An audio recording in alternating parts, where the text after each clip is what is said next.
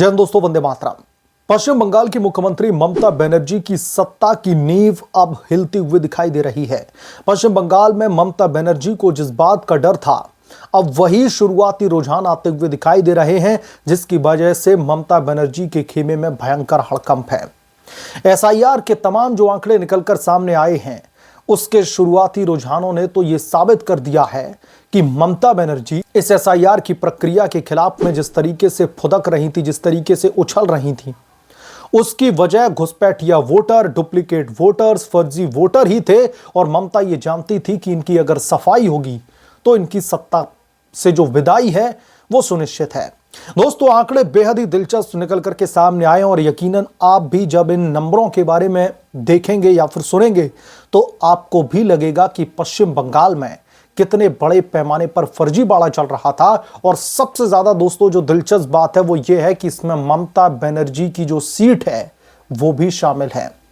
कितने वोटर जो हैं उनका नाम मतदाता सूची से निकाल करके बाहर फेंक दिया गया है, इसमें कितने घुसपैठिए हैं, कितने डुप्लीकेट वोटर हैं और इसका ममता बनर्जी पर क्या असर पड़ने वाला है। ममता बनर्जी की जो सीट है उससे कितने वोट काट दिए गए हैं या फिर फर्जी वोटरों को हटा दिया गया। और इसके अलावा 4 और कौन सी सीटें हैं जहां पर फर्जी जो बाड़ा था वो दरअसल इस एसआईआर की प्रक्रिया में पकड़कर सामने आया।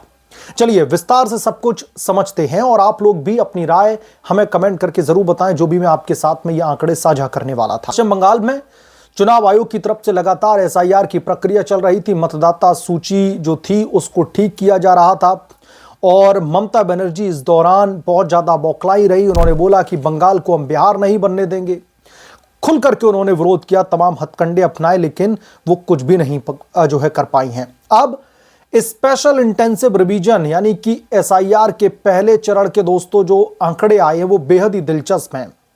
मीडिया रिपोर्ट्स के मुताबिक 58 लाख से अधिक जो वोटर हैं उनके नाम काटे गए हैं और ये शुरुआती आंकड़े हैं, ये पहले चरण के आंकड़े हैं कि 58 लाख वोटरों को मतदाता सूची से बाहर कर दिया गया है। ये वो 58 लाख वोटर हैं जो पश्चिम बंगाल की सत्ता को या तो बना सकते थे या फिर उसको धड़ाम से गिरा सकते थे। इतने बड़े पैमाने पर नाम ये हटाए गए हैं। खुद ममता बनर्जी की अपनी सीट भवानीपुर में 44,000 नाम डिलीट किए गए हैं। 44,000 से थोड़े से ऊपर हैं। एग्जैक्ट नंबर में अभी आपको पूरी टेबल समझाऊंगा कि भवानीपुर जो ममता बनर्जी की सीट है उस पर एग्जैक्टली कितने वोट काटे गए हैं और इसके अलावा जो और भी 4 सीटें हैं उसमें कितने वोट काटे गए हैं वो भी मैं आपको बताऊंगा। बिहार में एसआईआर की प्रक्रिया के मतदाता सूची से कुल 47 लाख नाम डिलीट किए गए थे, लेकिन पश्चिम बंगाल से 58 लाख।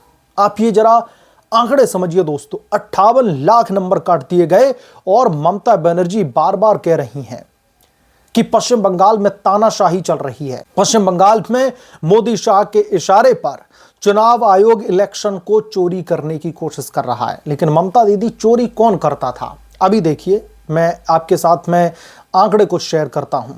ममता बनर्जी की सीट के अलावा जो टॉप 5 विधानसभा क्षेत्र है मैं उनकी बात कर रहा हूं। पहला चौरंगी, यहां पर 74,553 वोट काटे गए हैं।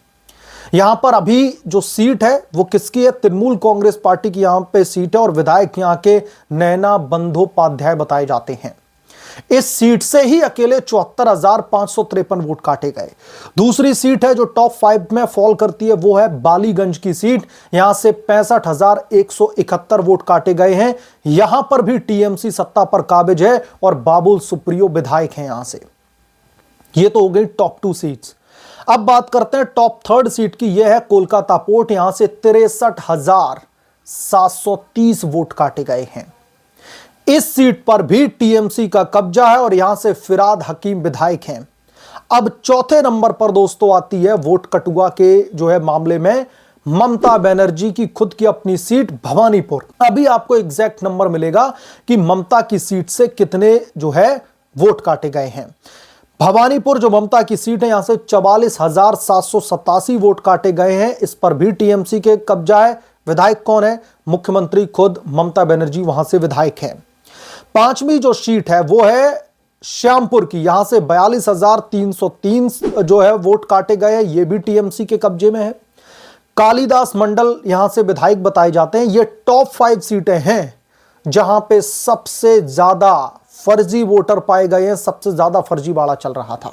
और ये जो सीटों का मैंने आपके साथियों दोस्तों जिक्र किया है, जो विश्लेषण हम कर रहे हैं, ये सीटें कोई मामूली सीटें नहीं है। ये पश्चिम बंगाल की मुख्यमंत्री के तमाम करीबी नेताओं की, ये टॉप लीडरशिप की सीटें हैं जहां से इतने बड़े पैमाने पर जो है वोट काटे गए हैं। वहीं अगर हम जो है वोटर जो नाम लिस्ट से नाम काटे गए, अगर हम ये पता करें कि कितने फीसदी कम हुआ तो ये 7.6% वोटर कम हुए हैं पहले की तुलना में। और एक एक परसेंटेज शेयर का किसी भी राज्य के इलेक्शन में, खासतौर पर विधानसभा के चुनाव में बेहद ही बड़ा योगदान होता है।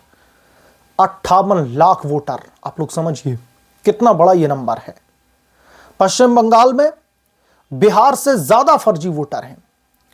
और ये जो दोस्तों आंकड़े निकलकर सामने आए हैं ना, ये शुरुआती चरण है।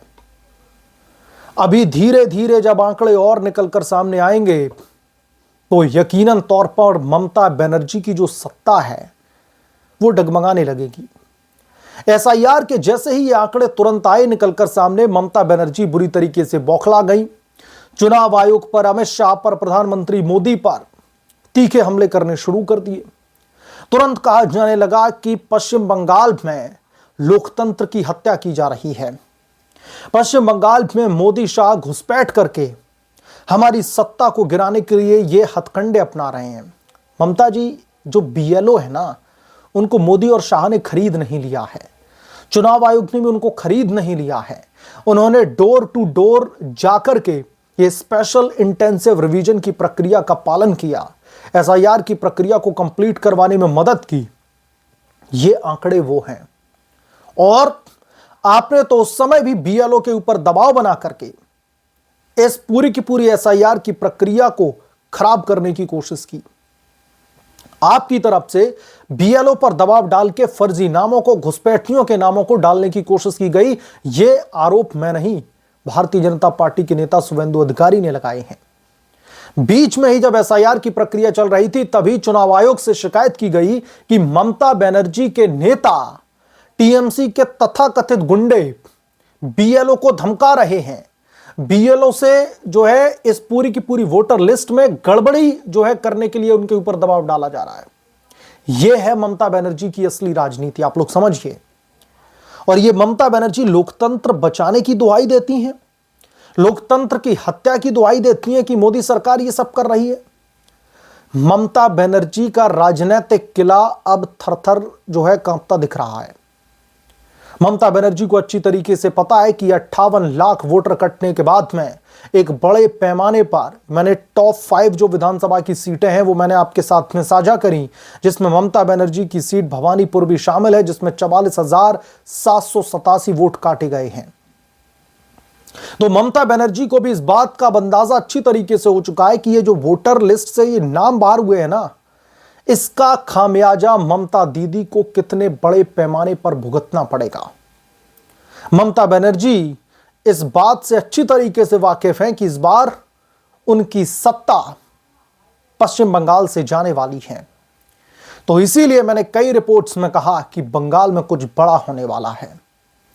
और मैं ये इसलिए कहता हूं क्योंकि जब जब पश्चिम बंगाल भी चुनाव हुए हैं तो आपने देखा होगा कि पश्चिम बंगाल का ये इलेक्शन पैटर्न रहता है। इलेक्शन कंप्लीट होने के बाद में, यानी कि जो पोस्ट पोल वायलेंस होती है वो अक्सर हमें देखने के लिए मिलती है, बावजूद उसके जब टीएमसी वहां पर सत्ता पर काबिज हो जाती है।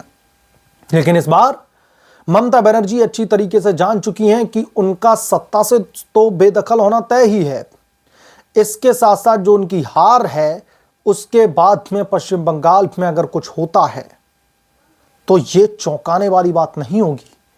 और अगर ममता बनर्जी और टीएमसी के वो तथाकथित गुंडे जिनके नाम अक्सर इस लिस्ट में रहते हैं, अगर वो लोग ऐसी कुछ हरकतें करते हैं तो मुझे लगता है कि केंद्र सरकार को, इलेक्शन कमीशन ऑफ इंडिया को और प्रशासन को त्वरित कार्रवाई करनी होगी। वहां पर सेंट्रल फोर्सेस की तैनाती करवानी होगी ताकि पश्चिम बंगाल में आगजनी की घटनाओं से बचा जा सके। ये आंकड़े अपने आप में बता रहे हैं, इतने बड़े पैमाने पर नाम कटे हैं तो ये यकीनन तौर पर ममता की चिंता बढ़ा रहे हैं। और जब मैं वोट परसेंटेज की बात कर रहा था तो एसआईआर के तहत जो 58 लाख नाम कटे हैं, ये बंगाल के कुल मतदाताओं का 7.6% है। बंगाल में एसआईआर के बाद में ड्राफ्ट वोटर लिस्ट का 16 दिसंबर को जारी किया जाएगा। बंगाल में 7.66 करोड़ कुल मतदाता हैं। ऐसे में सामने आया है कि बांग्लादेश से लगी सीमा वाले जिलों में काफी बड़ी तादाद में वोट कम हुए हैं। और अब मैं वो उस लिबरल लॉबी से भी सवाल पूछना चाहता हूं जो ये कह रही थी कि कहां हैं घुसपैठिए, नाम बताइए। अब आप ये आंकड़े देखिए, आपको पता चलेगा कि घुसपैठिए कहां पर हैं। इन घुसपैठियों के नाम कटने के बाद में क्या आपको अब नहीं लगता कि अब साफ सुथरे तरीके से इलेक्शंस कंप्लीट करवाए जाएंगे और कंडक्ट भी करवाए जाएंगे?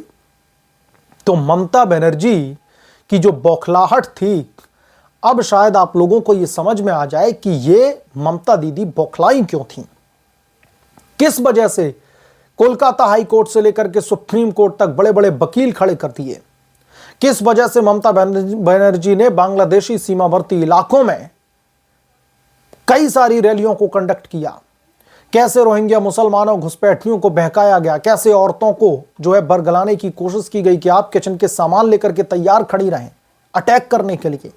तो ये अब आप सारे के सारे डॉट्स अगर आप कनेक्ट करेंगे तो आपको समझ में आएगा कि असल में बंगाल में चल क्या रहा था। बहरहाल जो ममता बनर्जी की लंका लग चुकी है, इस पर आप क्या सोचते हैं, आपकी क्या राय है, कमेंट करके जरूर बताएं।